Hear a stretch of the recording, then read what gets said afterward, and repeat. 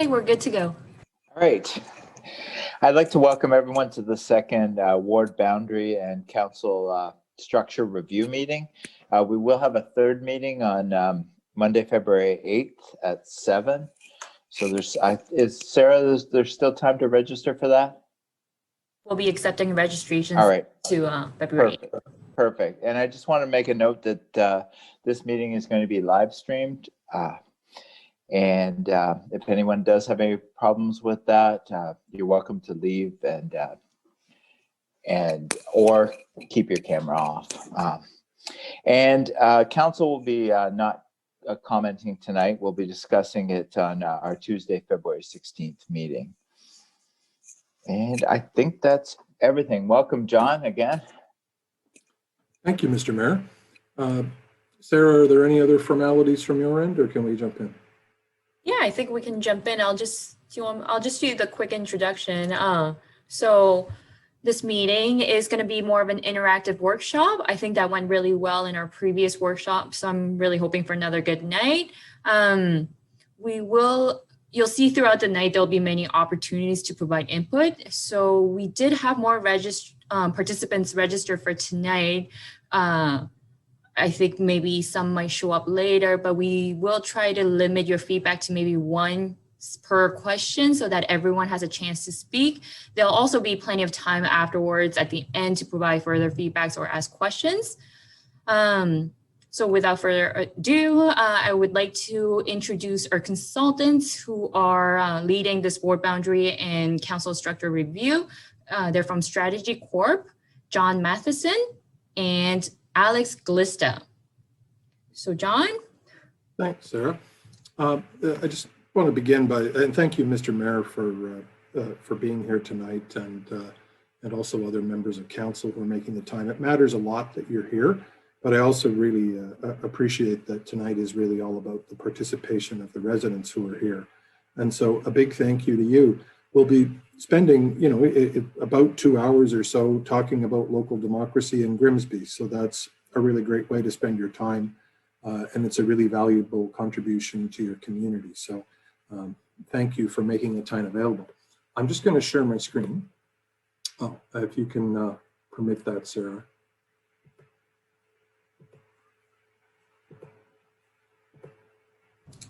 Still just waiting just a sec till it is authorized. Oh, sorry. There we go. There it is. There we go. So you should now be able to see the workbook that I'll be taking us all through this evening. And just to give you a bit of a tour of what we're going to cover this evening, we're going to explain a little bit about the rationale for the ward boundary review and what it all means and what it covers. And then talk about council structure and electoral options. And I'll give you a bit of a background briefing on the range of options. And then I'll be seeking your direct input on questions like, how you feel about the size of council, whether you think it should be larger or the same or smaller, or methods of election, and how many people per ward, and we'll talk about that. And then I'll give you a bit more background on the concept of effective representation, which is the concept that sort of drives all the work that we do on this. And it's kind of like the legislative or political science software that drives our thinking about the design of wards. And then I'll give you some background on the current ward population, and then I'll ask you a bunch of questions about the current wards and any advice you can give us on what you think would be important to understand about how they function today and how we might design them in the future. So that's how we'll cover it. We're so far into COVID now. I imagine many of you have experience in working in this sort of Zoom context. The idea would be if you can turn your cameras on when you want to speak and either wave furiously at me, or you can press the little button that's the raise your hand button, or otherwise signal to me that you want to be heard, then by all means. We have a nice size group tonight, which means it shouldn't be too difficult to accommodate everybody being heard. It's going to simply be a matter of making sure you're letting me know that you do want to be heard. And it's certainly my desire to hear everyone. So just make sure you turn on your camera and wave or what have you. And if worse comes to worse, if there's a lull, then by all means, feel free to just say, hey, I have a comment or question that you'd like to make. And as Sarah said, our goal is going to be to try and make sure that we have, a pleasant, fascinating conversation about a really important subject where everybody gets a chance to share their opinion and be heard. So let me dive into some of the background, and I'll go through this fairly quickly. And it's important to stress, both for folks that are here and for folks who might be watching on the live stream, that there's quite a volume of material that's available for you on the Grimsby website that allows you to sort of do what on Jeopardy they'd call the play-at-home version. And by that, what I mean is all of the questions that I'll be asking tonight are also questions that are included in the online survey. And so if you're watching at home, don't feel like, boy, I wish I could say something. I wish I could make my voice heard, because you can't just by using the online survey. And of course, that goes for the people that are here too. If you feel like you want to submit more detailed or robust answers through that forum, that's going to be available to you as well. And also, much of the material that I'll be covering that's by way of background is available either in written or in video format as well. So if you have to duck out to answer the door or something like that and you've missed something, then you can always go back and check, because the concepts that are here for everyone. And while by being here, you'll get the opportunity to ask questions in an interactive format. All of this material really is available through the Grimsby website, and more on that in a minute. So let me start with the introduction and rationale. And I won't be reading these slides at you because you can read faster than I can talk, but I'll cover the material on them. As you know, local government's really important. It's the level of government that's closest to the people. It delivers all sorts of services that are really important from a day-to-day basis. And you can see some of them are set out there.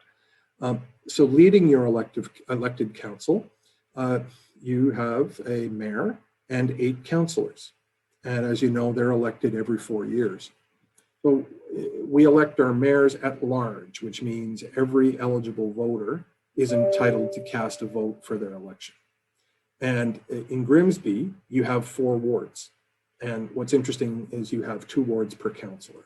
So each one of those wards you see depicted on the map is the source of electing two of the councillors. So that gives us a council of 8 plus the mayor for a total of 9. Now, Grimsby also has representation at the Niagara Regional Council, and the mayor is one of the representatives there. And you also have a regional councillor who's also elected at large like the mayor is. But Grimsby's representation on the Niagara Regional Council isn't part of this review. So we won't be talking about that directly tonight. Happy to take any comments that you might have on it, but really that's not what our area of focus is, because we're focusing on the council of the town of Grimsby. So Grimsby is reviewing not just its council structure, but also its ward boundaries. So the council structure, that's the part of it that focuses on how many councillors and how they'll be elected. The ward boundary review, that focuses on ensuring that the ward boundaries provide a system of effective and equitable representation.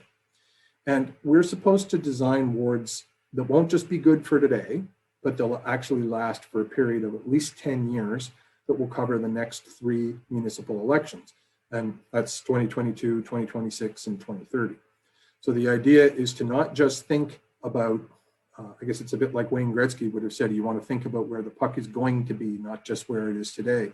And in the case of ward boundary reviews, if Mr. Gretzky were doing one, I think he'd say we want to think about where the population is going to be today, but also where it's going to be in 10 years. So we don't have to be able to predict where it's going to be in 100 years or 50 years, because that would probably be beyond our ability to forecast. But we do have to think about it for 10 years, so that, kind of like when you're buying a pair of jeans for a 12-year-old, you want to think about how it fits today, but you want to get a little bit more wear out of it. You might want to think about how much growth they might have over the course of the next 6 months. So the next election is going to be held October 24th. So there's actually a kind of important urgency to this. You're giving input into the review, and the review is going to set the structure of council and the shape and number of wards for that election. So There's a fairly direct link between the work we're doing here tonight and over the course of this review and its impact on the design of the council coming up in the next election. So why conduct a review? Well, Grimsby hasn't had an independent review and broad-based public consultation on its wards for 27 years, which is since 1993. And, ward boundaries often have their roots in history. It typically reflects where the population lived at the time they were drawn and how large the population was at the time. But communities are always growing. And, certainly Grimsby has had a lot of growth lately. And it's common that wards will grow at a different rate. And then that can throw the population of the wards out of balance. And so the object of the review is to ensure that Grimsby's ward boundaries and structure and council are balanced and that they provide effective representation for all residents. Now, you see I've got an effective representation in quotes there, and there's going to be a whole section on what that means because it's a really important concept. So the review process, council sets the terms of reference, and they're of course guided by the Municipal Act. And on some of the materials that we have on the website, you can dig deeper into the specific sections of the Municipal Act. But the gist of it is the council has instructed us to be an arm's length group of consultants to run this process. So what we'll do is undertake broad and comprehensive public consultations, and we'll gather insights from existing members of council and stakeholders and members of the public. And we're going to be presenting options for council to consider. Council makes all the decisions. Our job is to simply make recommendations and to collect the opinions of people to inform those recommendations. So before any change can come about, there'd have to be a decision of council and a bylaw that we pass to implement it. So just to give you an idea of the timeframes for all this, it's a fairly tight process. It's expected that we started in December. And it's expected that this process will be completed by June of this year. So throughout the project, information and updates are going to be available on the Let's Talk Grimsby project site and on the municipal website, grimsby.ca. So lots of opportunities for how you can access the information and be involved. And this is just the first round of consultation. It's really important that you're here, whether you're here, digitally in person or whether you're just watching through the live stream. And please, plan to stay involved. Please make your voice heard. A consultation and process like this really thrives on public input. It literally is one of these more the merrier situations. So this is just the first phase of public engagement. And so I mentioned that there's the public survey. Actually, this was trapped in print when we said 2 virtual public meetings. As the mayor said, there's a third one now on Monday that we've added to make it easier for people to participate. And so we'll be closing that off on February the 8th, and then we'll be putting together a report on what we've heard so far, and that will lead to a further report that will develop some options, and we'll be presenting those to the public, and there'll be a whole second round of consultation at that time. So this is kind of your opportunity to comment on how things are going now and some general direction about what things might look like in the future. We'll develop some options, and then you'll have a chance to comment directly on the options that we're recommending. And all that will feed into council, and council will have it before them in order to make a decision. So that's what the process looks like. So that's pretty much it for the heaviest part of the background briefing. And I promise we're going to get into the interactive stuff now. The first part of it, as I said, was the council's structure. And let's just talk a little bit about what's at stake in a council structure review. A municipality has the authority under the Municipal Act to review and set its size of council. And there are certain rules under the Municipal Act that specify, the goalposts within which you have to operate. So the smallest you can go is a municipal council of 5, which would be a mayor and 4 councillors.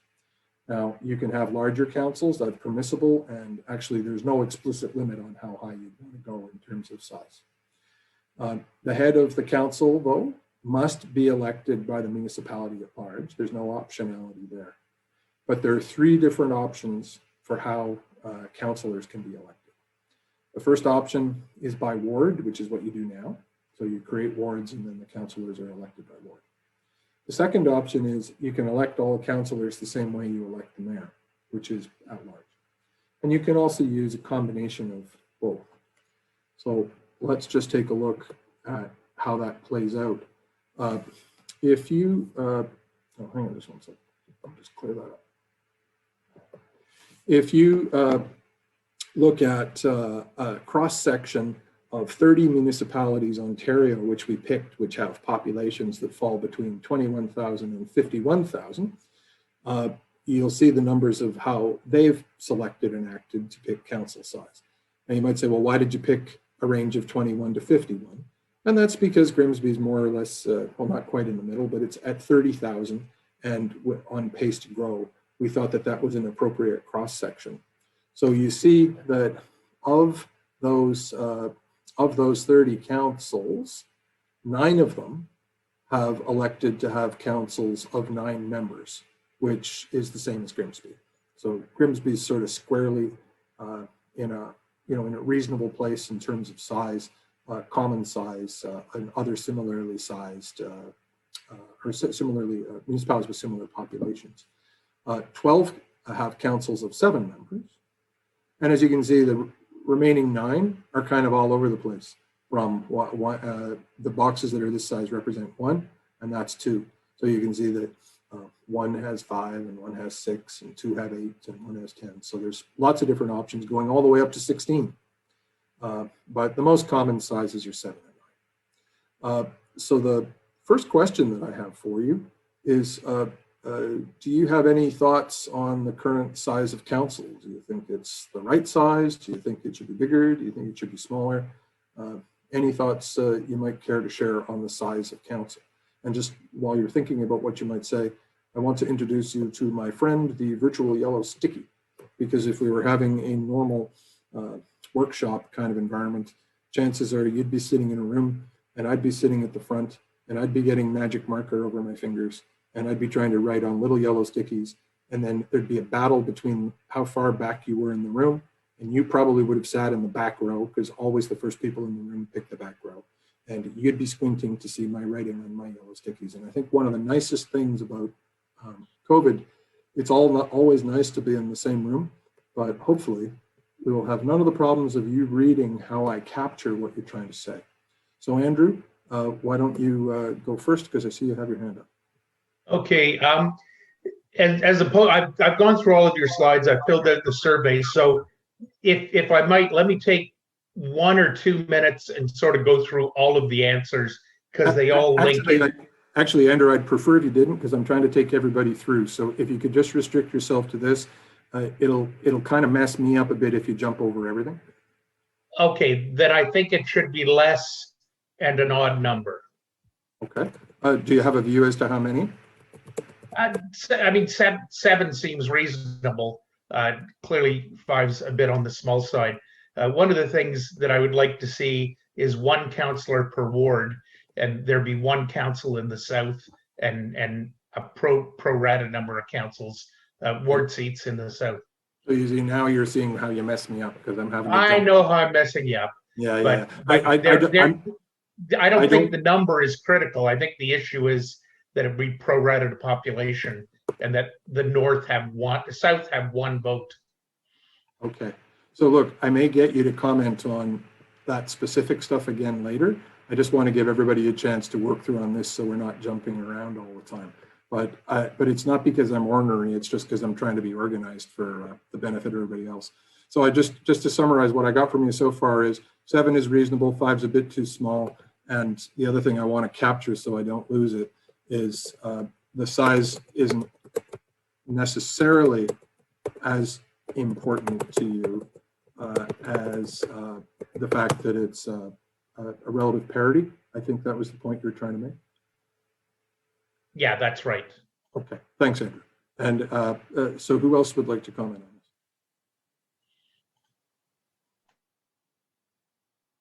Anyone got thoughts on size?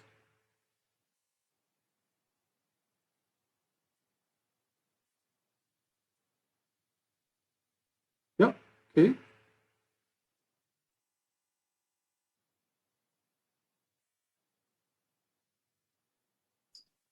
There you go. Um, I like the size that we have currently as a council. I like the variety of different opinions that eight plus one offers. I also like the fact that we have part-time council. Sometimes doesn't make every council person available, right? And with less counselors, I worry that, and at a part-time, I worry that they will be less available to the constituents. So 9 gives us some comfort in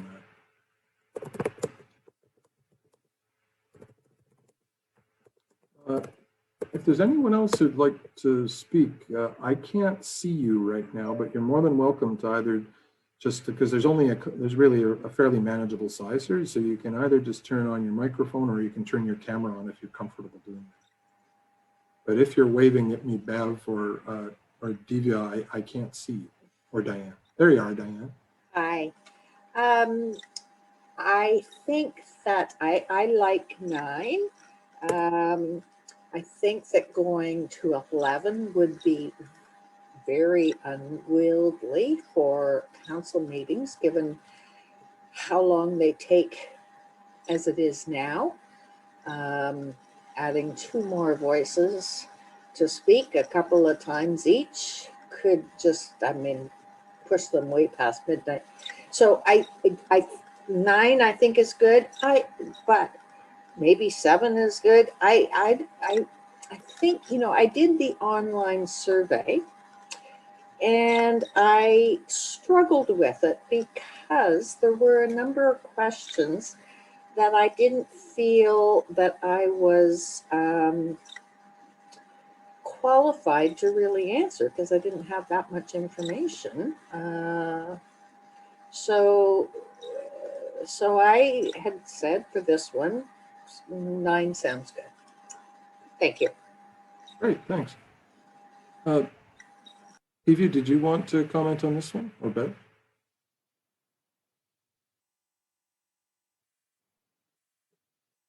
Okay, what I'll do is I'll move along.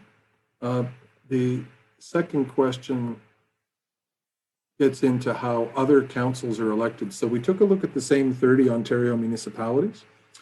And of those, 18 use a ward system. So that's the same as Grimsby. So yeah, as you can see, that is the most common system. 10 use an at-large system, and 2 use a combination of wards and at-large. So, and typically that's used to say elect a deputy mayor position or a county council position. It's where it's used in that way. The main point here is that there isn't a right or wrong answer about what system is best. You can find people who will swear by both. The advantages, so what we've done is I've expressed this in terms of what the advantages of both might be. You could imagine that in some cases, some might view the flip sides of these as being the disadvantages of the others, but you can sort of see them there, and I won't necessarily read them at you. But the point is both are capable of doing the job, as you can see by the fact that, at least a third use at large and not quite 2/3 use the ward system. So right now you have the ward system in Grimsby. Any thoughts on how this is going? And Andrew, I kind of steered you into not telling me all your thoughts on this at once, so feel free to dive in. Okay, I feel super strongly that it should be a ward system, and that's because you want your local councillor to come from your area and have the best interests of your area in mind. They're all obviously going to have a Grimsby wide view as well, but I feel very strong it should be a ward. Can I just ask a quick question? What is the population south of the escarpment? Like, is there enough people there to constitute a reasonable ward? Well, that's one of the things we're working on right now. It's a bit of a challenge. You're right, and it kind of depends on how many wards you're going to have. But even then, it would tend to be a little bit light. It would be a light ward. Yeah, and the real question is, I'm not sure that you could make it all the way, like everything just south of the escarpment, but you'd probably have to take some other bites in order to get the number up. But No, it's- I just think the present one with the South being represented by 2 wards and as such not really represented by anybody is a bad one. So even if it had to go light, I think the South should be a single ward. So And as you said, if it has to take. We'll be talking about that more directly when we have some maps in front of us. So again, why don't you hang on to getting into that, because that's actually content that's really important for us to hear, but it'll be easier for everyone else to understand when we can look at a map together. Yeah, I'm incapable of not jumping ahead. Over and out. You know what? Enthusiasm is great, and I appreciate it. Kate, were you looking to jump in? I also support the wards only because I've noticed over the years, like each ward as it stands now has unique qualities and personality traits to it. Unique, like with Ward 1, it's a newer, for the most part, a newer resident, maybe a transplant from somewhere else. Where on the far end, the east side, you have the Ward 1, where it's a lot of like the demographic has changed so drastically in that area, and it's just each area has a different kind of personality with different unique challenges. And I would hate to have 8 counselors, say, spread across all of the wards where they would have to know all of the unique challenges of all the wards and potentially not be able to service any of them to the best of their ability, because there's just so much to take in. And potentially, like some counselors might have certain strengths and some may have different certain weaknesses. You might find that as a at-large council, you might have a high burnout rate for somebody who wants to do her best or his best on and service all her or his constituents. And then you might have somebody with his feet up who thinks this is the easiest job in the world, which of course not with our council, but it's, you know what I mean? Like it might be a too much of a challenge, especially with part-time timers. Okay. I should also say, I do my best to try and capture the gist of what people are saying kind of in real time as you're talking, as you can see. I always view it as a favor if you tell me that I got something that you were trying to say wrong, because it's either because sometimes I couldn't hear you right or what have you, but I always view it as a favor if you tell me you want to clarify something in it. It's not, I don't take it as a correction or that kind of thing. I'm only here to try and capture what you want to say and not to put words into your mouth. So please, if you think I'm getting anything wrong, just tell me. It's a favor. Anybody else want to comment on this? Diane? Yeah, I'm trying to just figure out how to We can hear you. Are you just trying to look for your camera? Yeah, I am. Should be along the bottom. Doesn't seem to be on mine. Start video. There we are. Okay, so I am inclined to think that the at-large system might be better. Although when I did the online survey, I didn't answer that. I answered the ward designation because that's what I'm familiar with. But once I got thinking about it more, I started thinking, you know, there are counselors that I would definitely want to vote for who are not in my ward. And vice versa. So I think I think the business of council is, I don't know how much it is, how much time they spend on representing their ward constituents, but I know that they do a lot for the whole community. And I think that's the bigger part of it from my understanding. And so I think that having an at-large voting arrangement might be a much more advantageous system for having a council that works well and Right. gets the job of the done for the community. So is it because it would have a greater focus on the community as a whole? Yes, partly that, and partly also that the way I look at it, the counselors that do the best work could be voted for, whether you whatever the voters' decision is, whether they live in whether the counselor lives in their ward or not. It gives you the opportunity to vote for counselors across the community. Right. So Now, you can, along with that, it might be good to have an opportunity to vote for up to, I don't know, maybe 4 counselors. I have no idea whether that is a possibility or not. yeah, I typically you'd have if there were 8 on council and you were at large, you'd typically be able to vote for all 8. For how many? For each one. So But how many votes would you have? you could vote once for each of the, so you'd get one ballot and there'd be maybe 16 or 22 or 35 names on it, and you could pick the top 8 that you liked. So you don't get. I think that would be fantastic.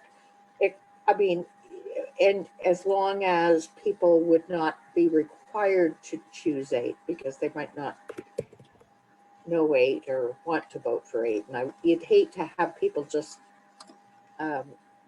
guessing or selecting names with no information.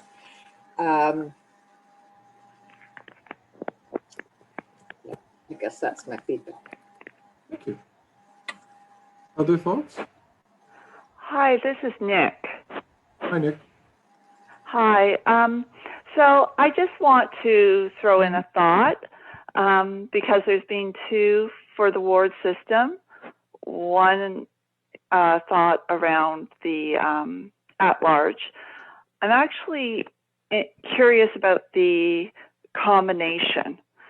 So if I think back to what was said with the size of council, the idea that there'd be 1 counselor per ward, up to, and then the mayor up to a maximum of 7 in total for ward size, versus I think it's our current 9.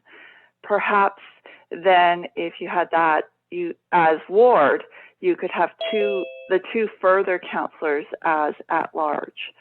So each ward has their unique representation, and yet there are several members of council who have to look at the broader picture of the entire community. So I'm not certain yet, but that's just sort of moving through my mind as I'm listening. Yeah. You know, there's certainly where that happens, it's often used to sort of select either the person who will be the deputy mayor or the person who might be the representative at county council or, you know, regional council.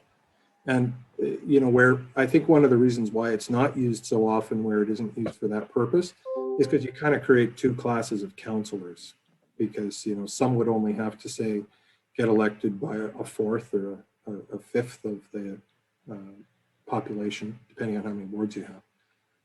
And people at large would have to be elected by everybody. And so that it creates a sort of a 2-tier system, and, you know, different expense rules and different.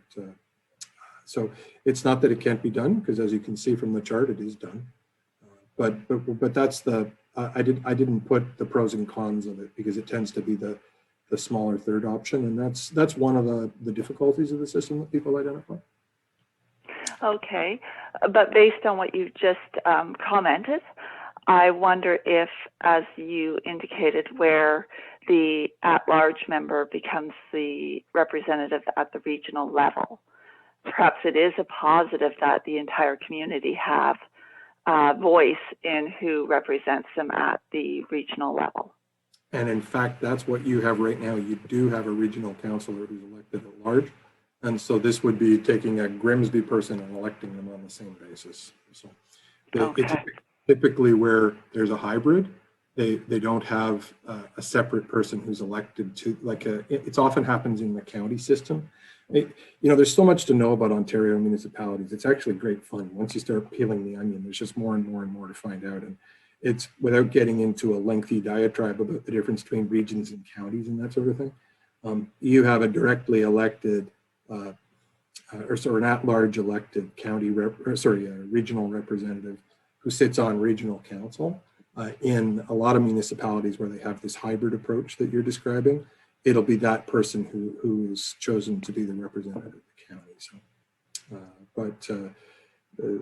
you guys are in a regional system, so it's a bit different. Okay. Yeah. Great comment. I would like to say that I also would like to see not the council get bigger, but to have more flexibility. And that way, like if Ward 4 has to be divided because it's getting too large in population, then we would have someone making an unbiased opinion and not a councillor that's perhaps losing some of their jurisdiction. I just want to make sure I get what you understand. That when you were saying don't make it bigger, do you mean to have the same number of councillors, right. But to have more people that are not assigned to a specific ward, but are councillors at large? Like you can see in Ward 4, there's getting a high density of population along the lakeshore. And then those of us that live along Highway 8, it's the same rural community that we've had since I've lived here in 31 years. Andrew, I saw you had your hand up again. Yeah, so I just wanted to strongly object to the last comment and also Diane's comment. I am worried that that voting blocks can arise from the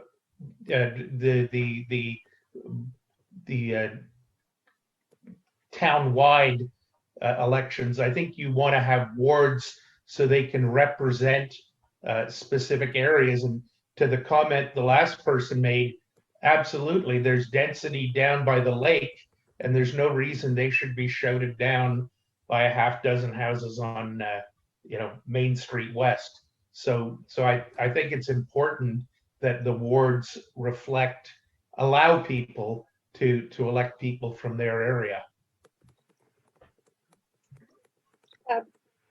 Diane? Yep, Yes. Diane.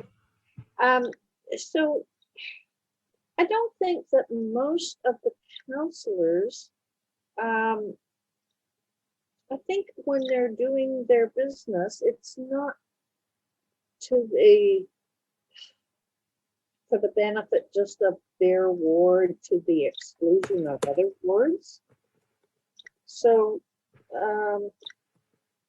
so I guess I see it differently than you, Andrew. And what does NNCEC stand for? Oh, I represent 125 townhouses, so a condominium corporation down here. Oh, okay. Okay, thanks. Great. Any other comments? Yeah, I'd like to jump in as well. I also I kind of agree with the ward system because, as I think various people mentioned throughout, that they're unique in their own ways, and I think the ward system at least will ensure that people's voices that matter, kind of more relevant to where they live, are being heard. Just because it's so different between each of the wards.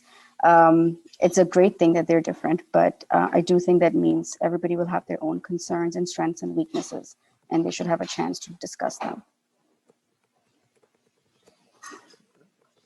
Great. It makes a lot of sense that there's divided view on this, because honestly, among the academics, you'd find it too. So there could be a role for all of you in universities discussing municipal policy. Unless there's any other new comments on this, I'll just move on. Yeah, Diane? I would really, I would like for us to be able to have some feedback from the counselors at some point. I don't know if they can do that at a council meeting or not. They will, yeah. Oh, good. Yeah, so Diane, if I can just cut you off for a second, Diane, as the mayor explained earlier, the purpose of this meeting is absolutely to focus on the input from residents, but council is going to have at least 2 meetings where they'll be discussing this in its fullness, first on our interim report and then on our more detailed ones. So that's totally part of the plan. But what I am referring to is for the community to have some feedback in order to give better informed decisions on some of these questions. I have no idea, for instance, what percentage of time our counselors spend on ward-specific issues as opposed to community issues. I have no idea whether they feel that they're way overburdened and that council should be larger, or if they think I think that the average citizen in Grimsby doesn't really have enough information on the ins and outs of things to really give a good feedback. I mean, apart from just opinions based on maybe misinformed ideas or not. Anyway, I would love to have more information from the people who are in the roles. Well, actually, the next report that we do will actually capture some of that information. I mean, at this stage, we're really just looking for some baseline data about how the wards in the system are functioning, but your comment's very wise, and it's really important to understand the limitations on those when one knows it. So thank you for that. Okay, thanks. Other comments on this? Kate? Sorry, I missed a little bit there. I crashed, so I might be repeating something. When Diane spoke the first time, she made some points that rang true to me about being able to access other counselors. Well, she said vote for other counselors. So I was curious also about the wards at large, and I apologize if you've already discussed it, but I'm wondering, is there a way to have access to, not necessarily, that's not my point, it's not key to me to vote for them, of course I would be, but to be able to have access to other counselors. In the past, I just consider I have access to all of them already. So in the past, I have reached out to the ones that I know will be receptive or will help me, because they all vote on the same issues. But I'm not sure if they're supposed to cross boundaries or ward boundaries, if that would get them into trouble. But if this wards and wards at large combination at only 7% do already, could allow me to have access to other counselors because they might be more effective to get something done. That makes sense to me. There's nothing to prevent you from talking to any counselor. I don't know. I actually don't know. So just one at a time. You know, Andrew's absolutely right. Okay. And in fact, your council has an excellent track record of people being involved generally in the business of counselors being involved generally in the business of the community. So, yeah, I think I think there's two discrete issues that you raised. One was the one I tried to catch here, which is, does it allow you to vote for the best person, not just the best person in your ward? And that's certainly the at-large system that lets you achieve that. But I am happy to be able to tell you that there's no restriction on only being able to seek assistance from your own counselor, just to capture your point. And I should say it's actually harder to type when you're talking than you might think. Any other comments, or I'll move on to the next one. This is the last one in the council structure, and this one just is the question of, right now you've got 2 per ward, and we could go down to 1 per ward. And this is assuming that you kept wards, because obviously if you went at large, you wouldn't have this problem. Or you could go up to 3 per ward. So, and in fact, you can have uneven too. You can have 1 per ward across the board, and then 2 where you have a municipality that has a larger population. So you can mix and match as well. So the real question here is, do you have any preferences in the number of councillors per ward?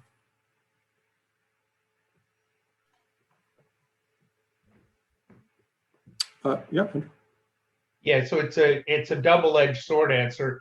I'd like to see 1 councillor per ward, and I'd like to see 6 wards, 1 south of the escarpment and 5 north of the escarpment, assuming that those are appropriate proportional representation. I think it's very dangerous to have a even number of wards, because then you're going to have, an odd number of wards, because then with the mayor voting, you're going to end up with deadlock. So I think there has to be, 5, 7, or 9, or 11, people on council. Any other thoughts on the number of councillors per ward? And Andrew, I'm going to grab your stuff about the one south of the escarpment when we get to the maps. So I didn't capture it here, but I know that's coming. I would like to comment about that. I still like to have the councillors at large, because we have had in past elections where several people were running for one position within a ward, and then there were other wards where only one person ran, and then that person got in by acclamation. So it's like maybe people who are interested in serving on council don't necessarily have to live in the 9 different wards or the 8 different wards. They could, live just within the community of Grimsby and still represent the community of Grimsby. Okay. Any other? Diane? You're on mute, Diane. Diane, you're on mute.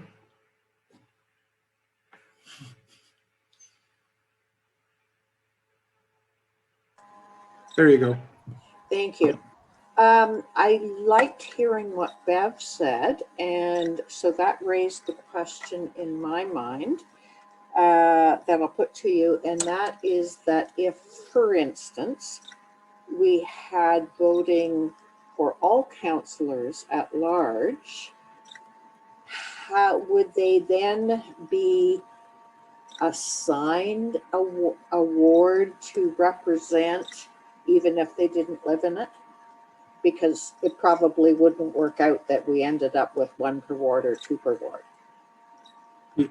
Yeah, they don't. It generally works that you're either elected at large and then serve at large, or you're elected by ward.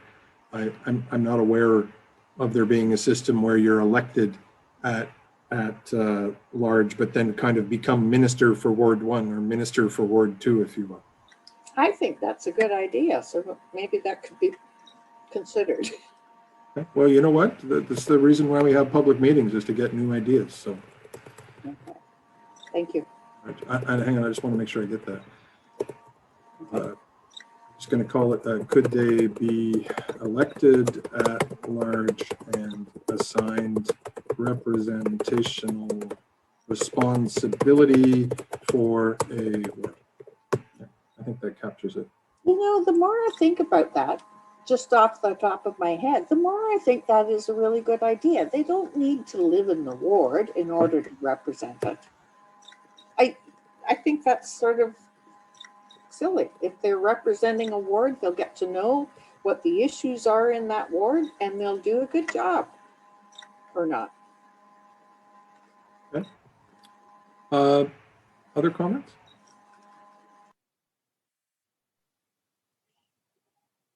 So we could stay focused on 1, 2, or 3 per ward. Andrew, I think, is a comment. Sorry, Andrew. Yeah, so not to disagree with everything Diane says every time, but I really don't want someone elected, from Ward 1 and be assigned to be in charge of Ward 4. I think that people will tend to have opinions that best represent their needs and where they live. We already have problems with the Gang of Five, so I think the last thing we need is people banding together, getting elected at large, and then superimposing their views on wards they don't have any emotional stake in. Okay. Any other? My point, because the Gang of Five is having a problem and they represent each different wards. So we still have an unbiased group of people that are trying to manipulate democracy. What's the difference if we have some people at large who would represent the whole community? Well, first of all, Ward 4 would be hang divided into a couple of wards. Hang on, Andrew. Hang on, Andrew. This isn't a debate, and it's my job is to facilitate the session and preserve a space where everybody can comment. It's not really appropriate to get back into crosstalk with each other, just to preserve the tone of the thing. But I'm happy to hear further comments on the subject, but we need to control the conversation here.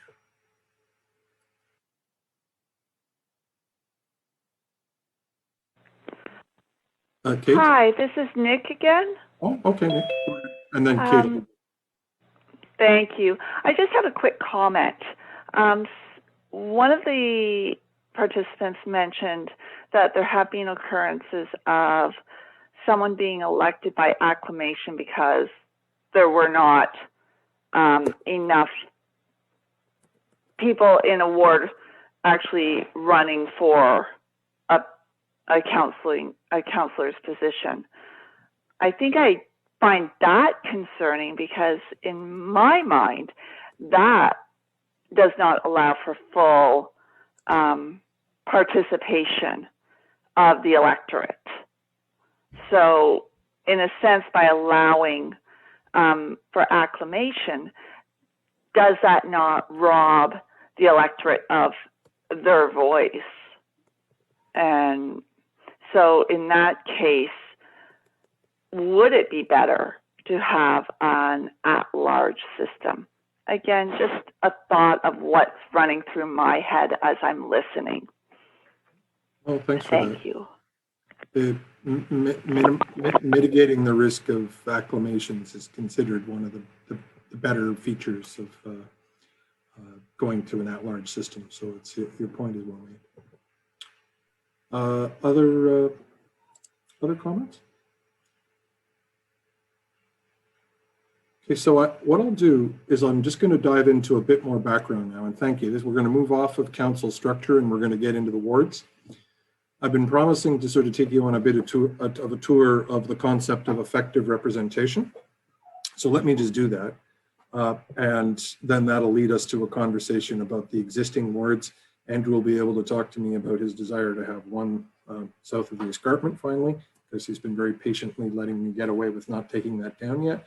And all the rest of you will be able to comment on other thoughts about that sort of thing too. So what is effective representation?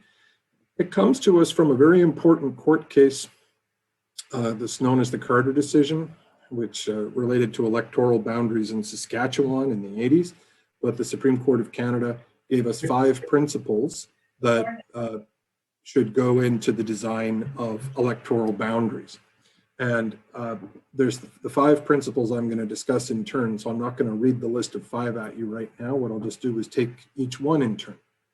But let me start off with first. You have chosen. I think somebody may want to go on mute who's just having some background conversation. The first is equality of representation, and this is today. And a couple of you have made reference to the importance of this. It's a democratic principle that votes should be more or less equal in weight. And so to contribute to this, wards should be designed with relatively equal populations.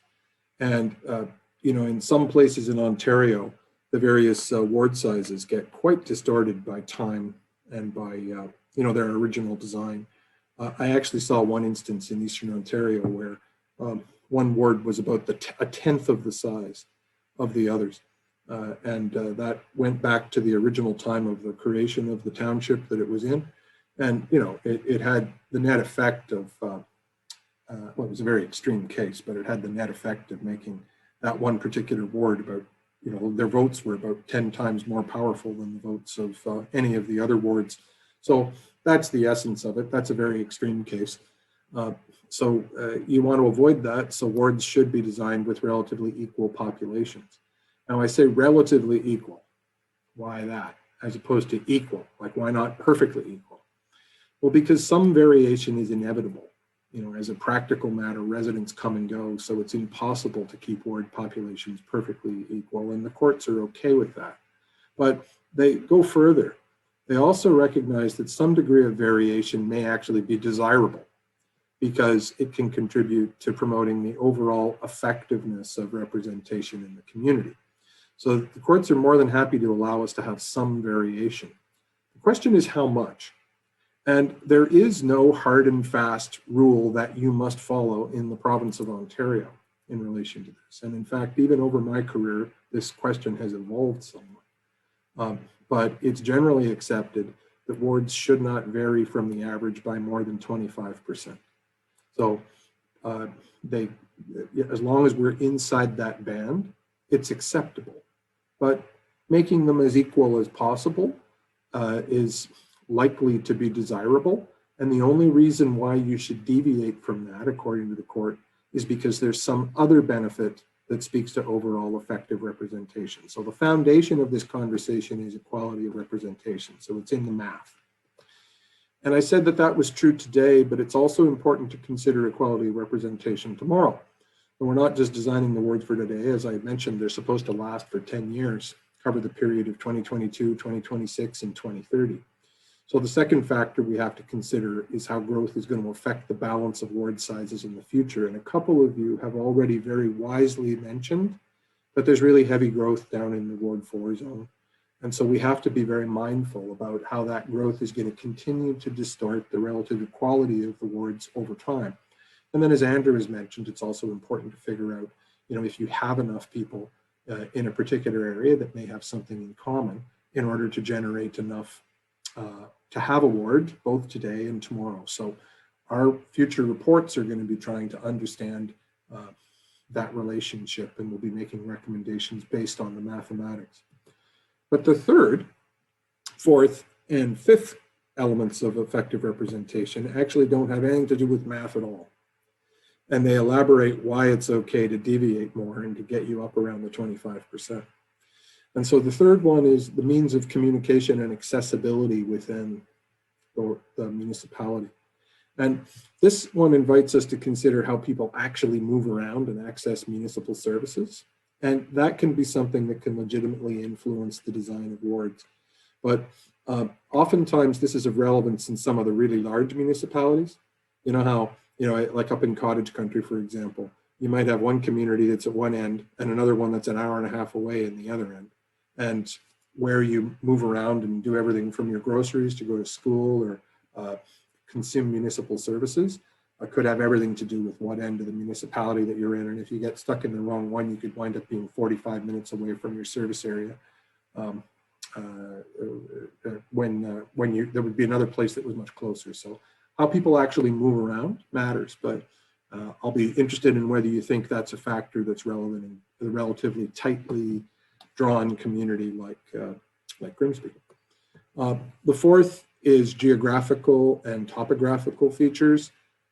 Whether it's things like the escarpment or rivers or the lake, or human-made things like highways or regional roads or railways, the QEW, these things can be very significant, and they can be very practical. They can be very easy to understand.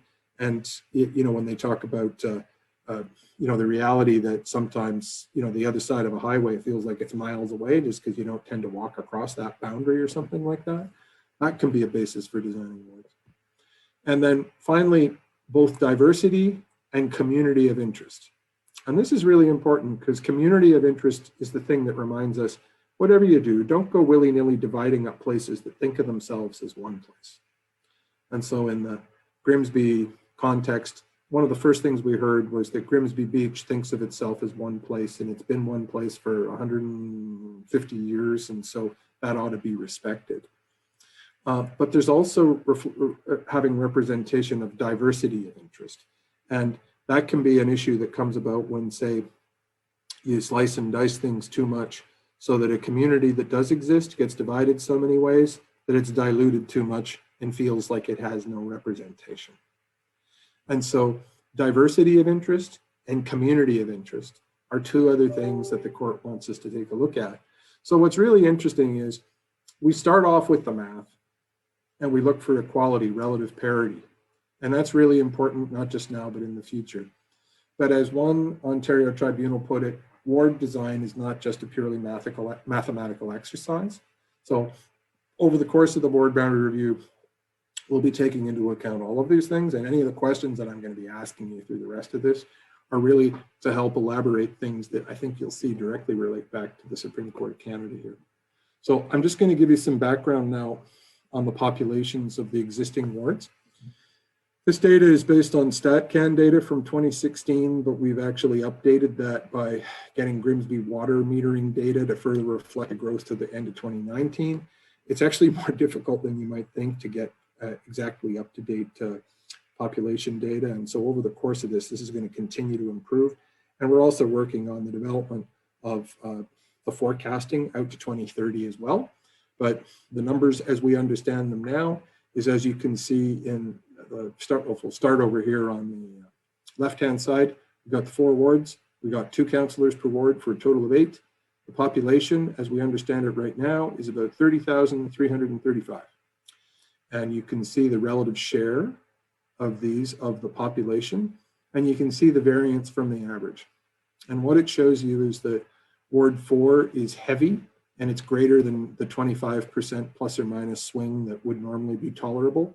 And as we can see, Ward 3 is at minus 25. So when you look at the swing between Ward 3 and Ward 4, it's a little bit excessive now.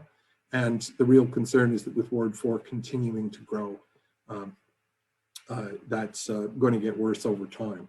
So on the one hand, you can see that there are some issues on the current size of the population, but on the other hand, you can see that they're relatively manageable numbers of people that we'd need to be reallocating in order to make them balanced. But balanced is, as the court says, things that need to be. So just to take you on a quick tour of the various wards. Sorry, I'm just going to fast forward these to get rid of some of those. There we go. This is Ward 1. It has the population of 7,636, which is dead on 25% share of the population. It's the one that's the closest to being perfect in terms of exactly 1/4 of the 4 wards. So it's the one that would require the least amount of change now. And in our next report, we'll be commenting on how it will be affected out at the end of the study period. This is Ward 2. It has 22% share of the population, so it's pretty close, but its variance from the average is 13%. So it would clearly be within a very acceptable range. And it covers both the area up on the escarpment, and then it goes below the ridge, so some area below the escarpment as well. And Ward 3, this is the old downtown and lake-oriented area. It's a relatively stable area, so it doesn't have a lot of growth. It's on the light side in terms of population, and has a variance from the average that's kind of right on the edge of what's acceptable. And then the last is Ward 4, and it's got a population that's growing rapidly. It's on the large size, and as you know, a lot of that is focused down in this new development area down here. And so I have a couple of questions for you. I'm more than happy to take your advice as it comes about how to redesign the wards. I'm just, there was a question I was expecting to see here. Well, that's interesting. I think I'm missing a question. One of the questions I was expecting to ask was, are there, do you have any comments on the existing wards about, or I guess any advice on how to redesign them captures that, about things that concern you about their current size or shape that you would want us to have regard to as we are thinking about coming up with our first options? So sort of wide open question, and if you want to think about the think about them holistically, that's fine. Or if you want to zone me into a particular word, that's fine too. And I can take some notes relative to the area you're interested in. Andrew, you want to start? Now I'll make the point. Finally, I'm allowed to. So again, I think an obvious boundary is the escarpment. And again, I would argue that there should be one ward south of the escarpment, even if it doesn't have the population to warrant it, because just to make sure the rural people are taken care of. I also think the obvious other natural dividing line is the QE in Ward 4. And I would also finally like to say, I think in projecting, you need to look at the three massive developments that are going in, the Casablanca Inn, the Odyssey, and the Fifth Wheel or Losani. That will result in another 5,000 people. So that's another ward in its own right. So I think we have to project the population to 2024 or something, as opposed to looking at the present population, because the reason it's out of balance now is there's been growth, and Grimsby Council knows that 90% of the growth going on in Grimsby will be in that little piece below QE. So those would be my points. Can I just ask you one question before you move on? I'll get to you in a sec, Bev. I understand that there's a very natural fit with going with Ridge Road and the brow of the escarpment. What about the community immediately below the escarpment? Like in Ward 2, it gets both the upper part and then some of the part below. How is the fit in your estimation? And I'm interested in hearing about this from everyone else too. This is not just me picking on Andrew. Well, I think the whole area along Livingston is quite homogeneous. It's townhouses and single family dwellings that have been built in the last 20, 30 years. So there are some historic houses in parts of Ward 2 as it get towards downtown, but it's very homogeneous. And I just like to repeat a comment that was made at council by someone sitting beside me when we were talking about some of the building going on down south of the Q or north of the QE. This woman referred to the area as a effing ghetto. So I think she made clear that many Grimsby residents don't feel it's an important part of Grimsby, and it certainly hold it in very low esteem. And that's why I don't want councillors at large buying into the it's a ghetto of underclass people who don't deserve to be represented. So not such a good fit having anything below the escarpment joined with stuff that's above the escarpment then. Yeah, that too. I mean, the above the escarpment is rural. Now it's some house on acres, but it's that and farms. Below, there's no houses on acres and no farms. Almost.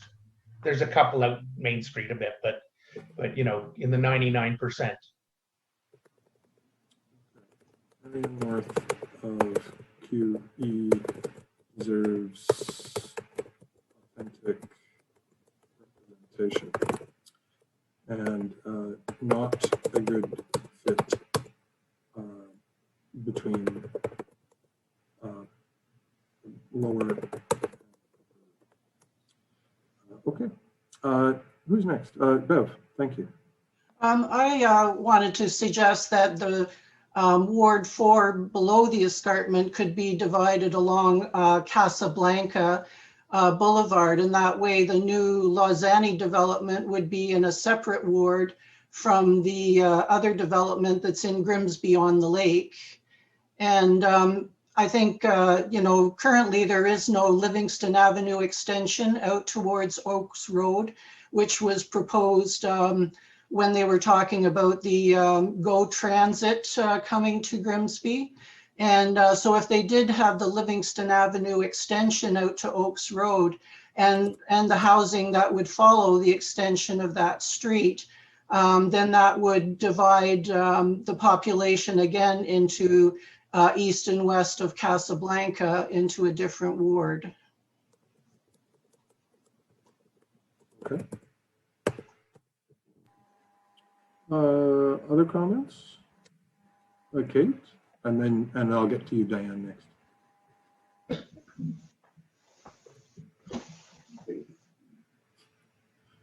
Still on mute.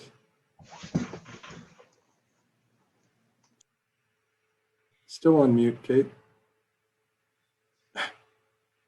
There you go. There you go.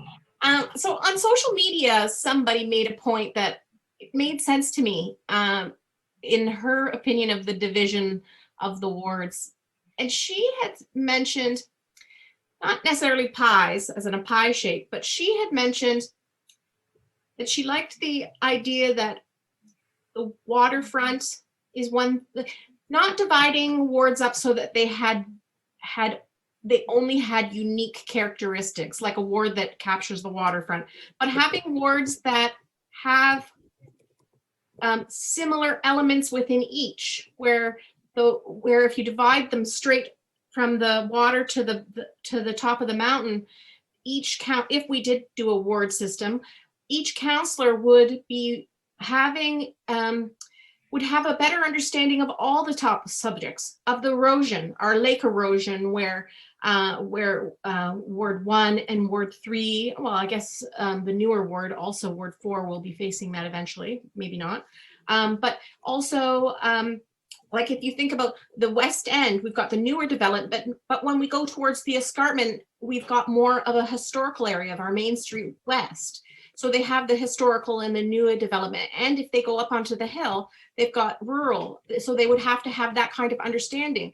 And then just do a wider pie for populations or a thinner pie for populations, where the third would also span from the waterfront to up onto the escarpment, where the second would span from the third to and so on with the one, and they all would have similar issues. They would all be facing similar issues, but just in different spots. So it would be always top of mind, and they would be dealing with the same transportation issues of going east to west and from the mountain down to the below the mountain and things like that.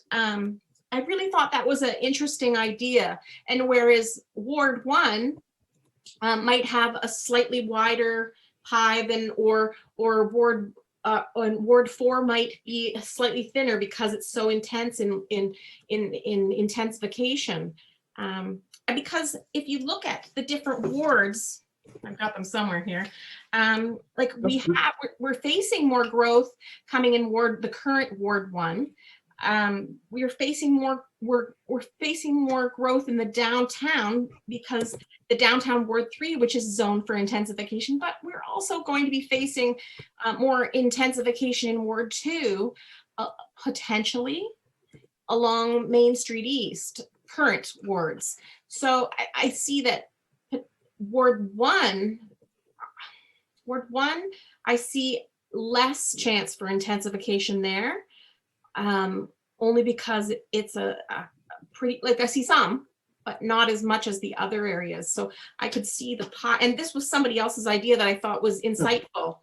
So, and so if you can see on this, am I capturing sort of I mean, I appreciate I'm just using boxes in PowerPoint here. So there's no subtlety here, but is this roughly what you kind of thought? That's what she had suggested. And each pie would not necessarily be equal, not pie, but you're doing 5 right now. But Sure.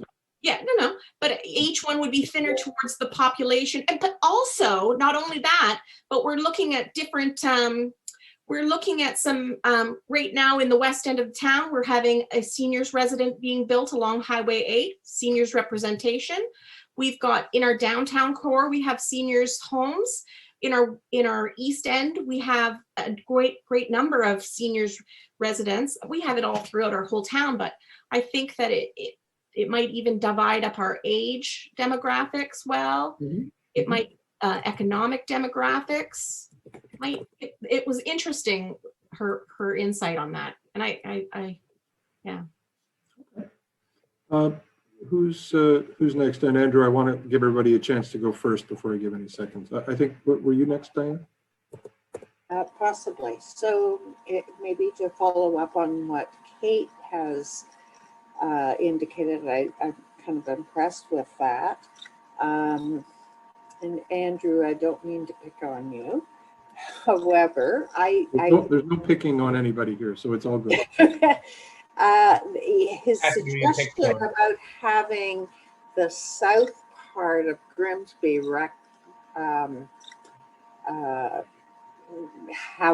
be one ward. I don't live in the south of Grimsby, but I think having just be one ward might be detrimental to it, because I mean, do you want 2 voices amongst 8 representing the essentially rural community of Grimsby? I think it's maybe better to have 4 councillors covering that area rather than 2.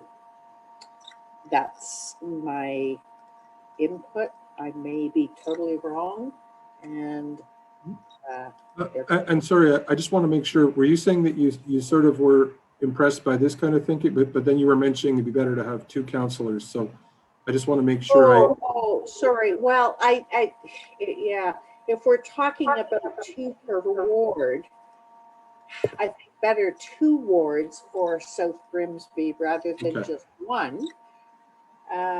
In order for them to have a broader representation amongst Grimsby. Otherwise, because the South Grimsby has very different issues than the more concentrated downtown North Grimsby. Is that right? Am I getting these mixed up? Okay. I think I followed you. It is South Grimsby. I'm not, yeah. Yeah, it's only people from Toronto who are obsessed by the idea that water's always on the south side. It's a re-education we have to go through before we can understand. Yes. Thanks, John. Other comments? Diane, I see you coming on. No?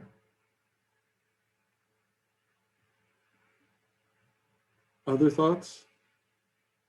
Yeah, okay, Andrew. Okay, so just a quick comment. I love the Christian equitable concept of everything being cut vertically, but I think the people on Mud Street have a slightly different set of priorities than the people on the waterfront.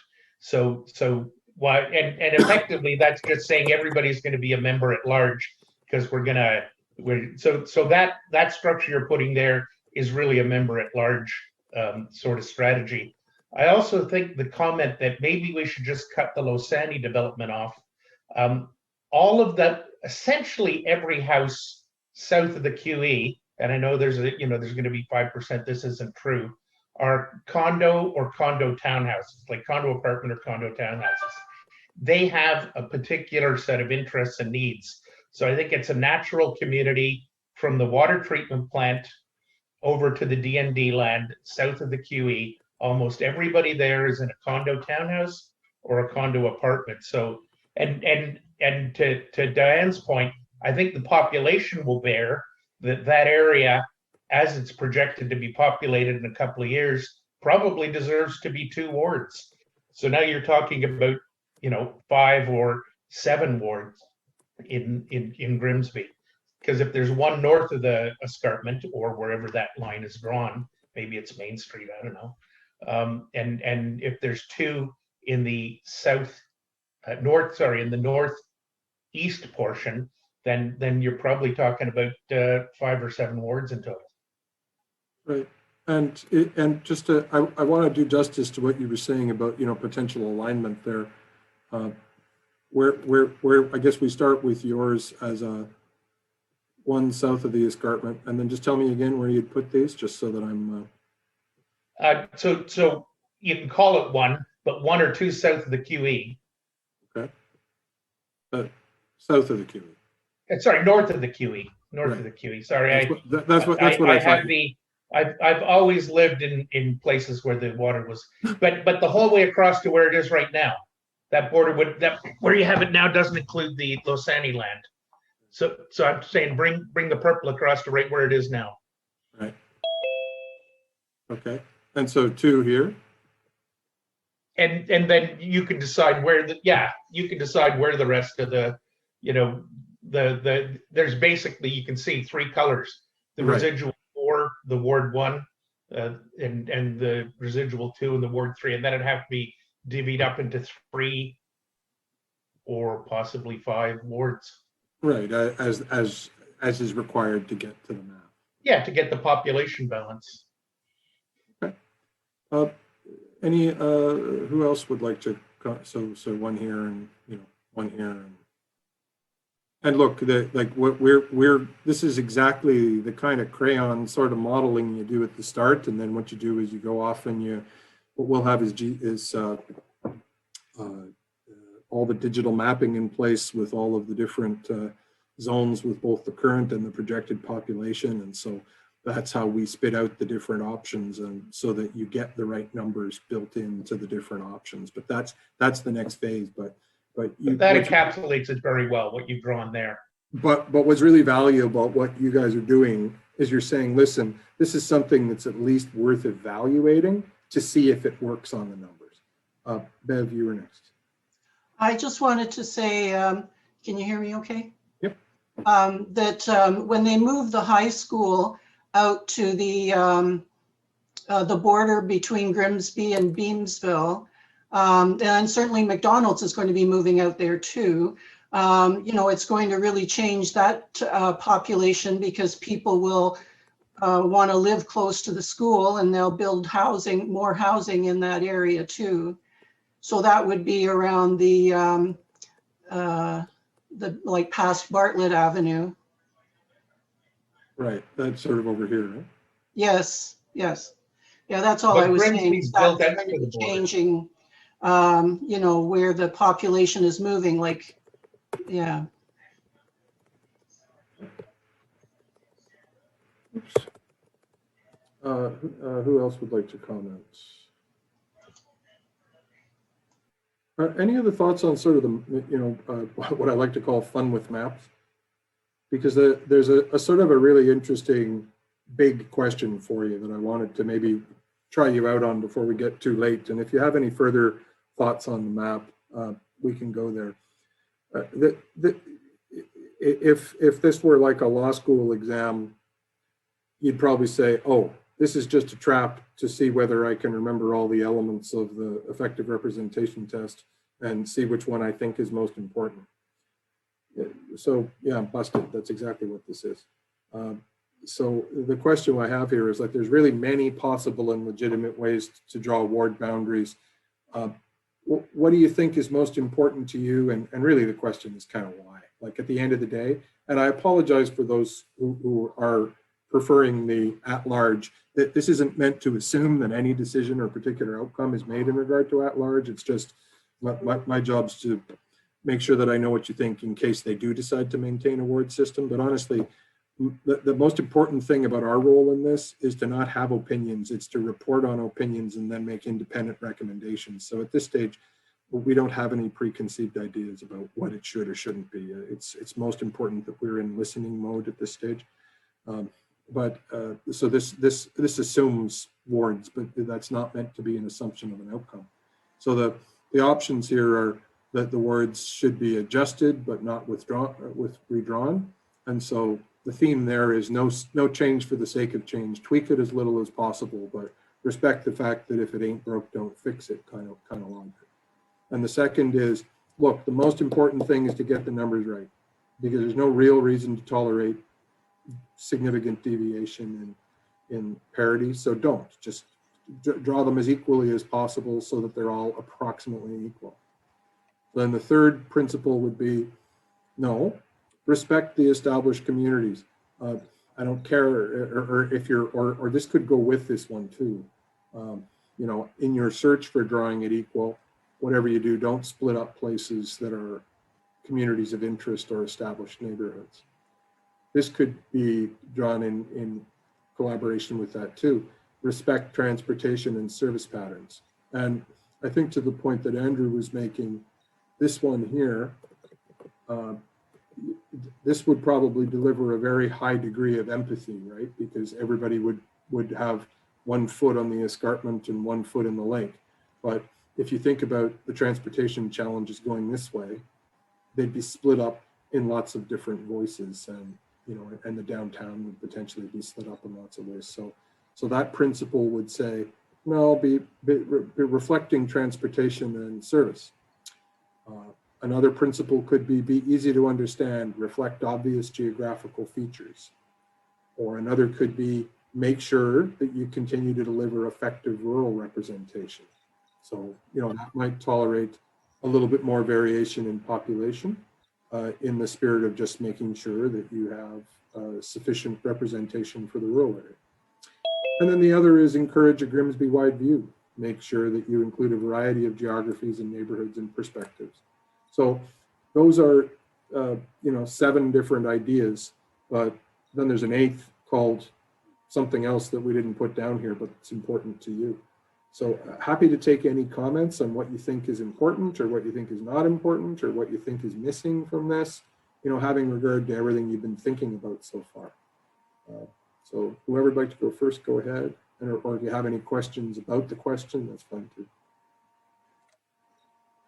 Diane. So I think it's important to get the numbers right. I kind of like the encourage a Grimsby-wide view. That's my feedback. Amazing the fun you can have with little yellow boxes. You can do anything. Who's next?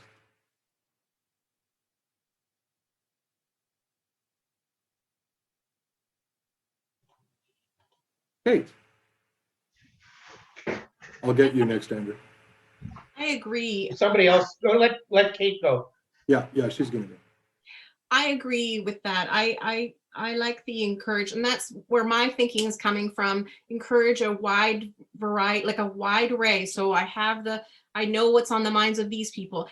Again, this is, and I understand what Andrew's saying, that it's very much like the at-large concept, but using words and using, and so I don't necessarily think that that's a bad thing when you have counselors in each ward understanding all of the views of each demographic or or the concerns of each geography. Even if it's still divided into words, I don't see a problem with counselors having that understanding, opposed to having a tunnel vision, because they all still vote on all of these subjects. They all still, in this, like, we are still having counselors voting about issues on the mountain right now, but they're focused really, I think that the most of their, I think they're focused on learning what's going on in their ward. I think they focus on other things too, but I just feel that I really, that one rings true to me. And I think also in dividing it that way, you can discuss, you can deal with other things. I don't think there would be a lot of division in the breakup of existing neighborhoods. It could be slightly tailored to keep Grimsby Beach together, keep the core together, keep the new build area on the west end together. I think that it could also, I do think that dividing it this way deals well with the transportation system, because each single counselor wants to get, I mean, it's slightly different. I mean, the people on the east end will have concerns to get to their grocery store, but I suspect also that things will be changing in the east end with the new school being placed there. I think more amenities will be over here. So I do see our community as a very east to west, but with the issues of bringing people from the water and from the escarpment inward. So I think that deals with that area too. So anyways. So I heard you talking basically about the principle, but then I heard you applying the principle to this. I just wanted to make sure that I wasn't. What's that? Absolutely. Sorry, I think that those ward divisions are inclusive of all kinds of different, like the people at the brow and the people on the mountain, the people there, it's a diverse grouping of issues. I think that at least that's the way I'm reading that point. At least that's the way that I'm reading that last point. Yep. That it would be divided in equal groups or groups of like a community. Am I reading it wrong? The wards, each ward should have a variety of geographies. How come I can't pronounce that? Geographies, which it would, Lake, the middle area, the suburb, like the little suburban place, and then the brow. Each one would, at neighborhoods, I think that they would too. And perspectives, absolutely, perspectives would be if it was divided in that way. So, anyways, that's what I support. Great, thank you. Andrew. So I would state three of them are most important. Obviously, the second one, equal weighting. I think the respect established communities, and I think established communities also need to be newly established communities. And as I said, everybody south of the QE in the East End is a condo, apartment or condo townhouse owner, virtually everyone. So that's clearly as much a uniform community as Grimsby Beach is. And I don't think Grimsby Beach should be divided up either. And again, so that's why I think the whole north-south one, while it's sexy and sharing, I don't think it's realistic. And the easy to understand, I think, is another critical one. And the obvious geographical features are the escarpment, it's rural south of it, and the QE, particularly in the East End, where it's houses in the 0 to -5-year-old, -5 to positive 5-year-old age, whereas the other wards are going to have houses more in that 10 to 20, 20 to 30, up to hundreds of years old. So those are my three: number 2, number 3, and number 5. Okay. Other comments? Yeah, Kate, go ahead. So I don't necessarily think having more than one distinct area included in a ward speaks to that. It doesn't break up a community. I would imagine we're talking about if I divide, say, Grimsby Beach in half, and I say, oh, you guys over here, you're in Ward 1, and hey, you guys over here, you're in Ward 2, but you both all live in Grimsby Beach. I would think that's what that means. Like, I could still potentially break up the wards and have Grimsby Beach in with other distinct areas, or no other distinct areas. Like I think of the downtown core as a distinct area. I think of the West End as a distinct area. I think of the you know what I mean? Like there are little pockets and communities that don't necessarily have to be divided up. And they can still I agree with other ones. I agree with you, Kate. I don't think anything that's recognized as an established area should be cut up. I don't think Grimsby Beach should be cut up. I don't think downtown should be cut up. So I agree with you that, and I know you're saying, yeah, we could divide Grimsby Beach into 6 wards, but there's no reason to do that. I think it's interesting because I mean, currently your downtown is, cut up a bit. But so what's just really interesting is, as we're thinking about it, like there's all sorts of different principles that we can put first, and then try and hold that as a constant and then solve from there. And so I definitely appreciate the feedback you're giving me. And I'm happy to take anything more. I don't think I've heard from Bev.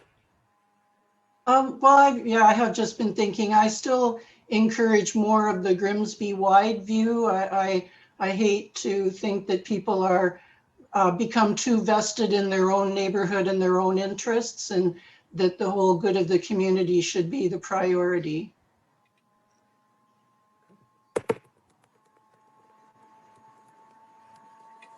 Other thoughts? You look like you're winding up, Diane.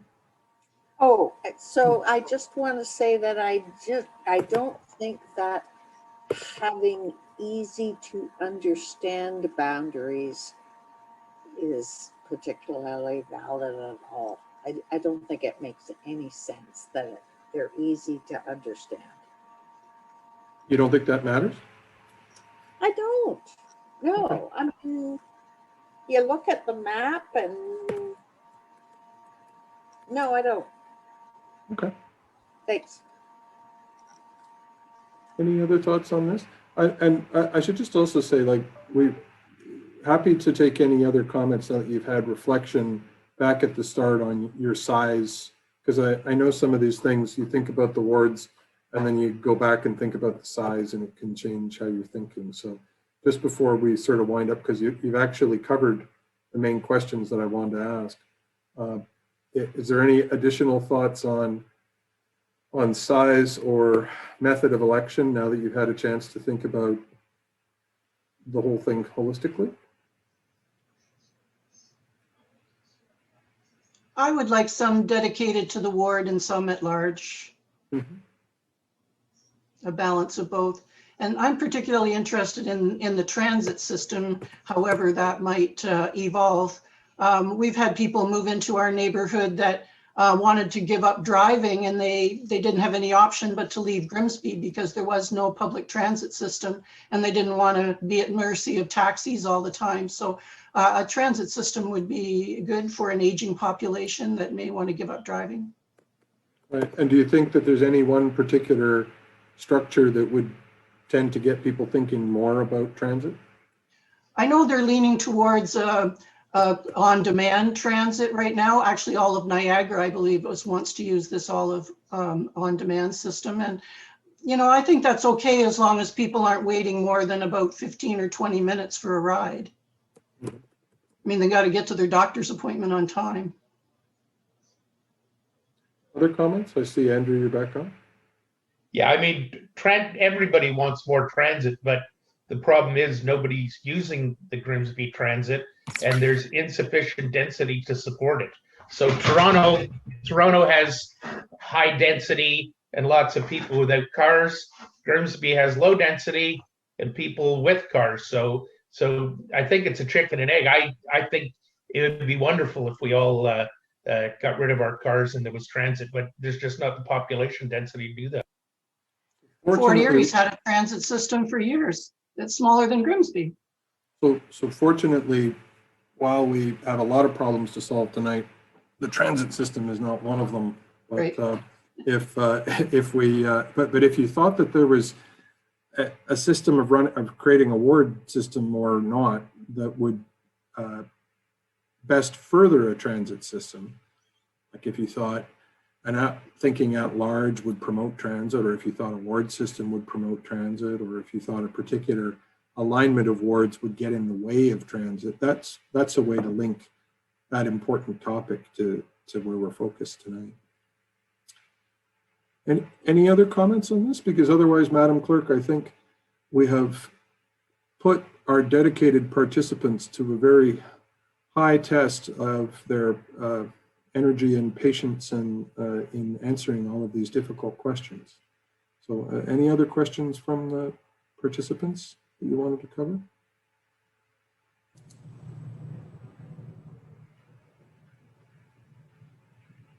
Just before I wind it up, I just want to really thank you all, because honestly, you can kind of see why it's nice to be me, because I get to do this all over the province and with all sorts of people and talk to different people about their community. And you guys have been very pleasant to talk to and learn from. Look forward to maybe hearing from you again in the second round of the consultation, and look forward to your continued participation in this. And you can look for a report from us that'll be coming out all together too soon. I believe that I will be writing it on my family day weekend. So you can think of, you can maybe have a read of it when it comes out.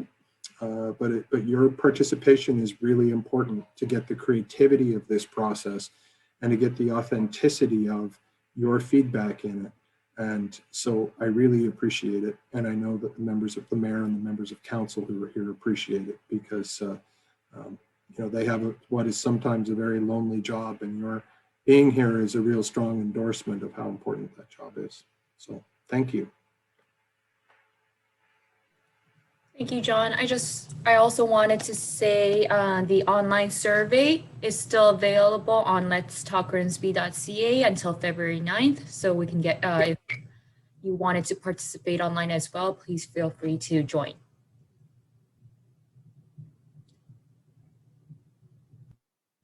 Mayor, did you have any closing remarks? Yeah, I just want to say thanks again, John, and thank you everyone for participating. It was certainly interesting discussion, and we had lots of different views. So I look forward to seeing more on Monday at 7. So thank you, everyone. Have a good evening. Thank you, John. Thanks, everyone. Thanks, John. Bye. Night.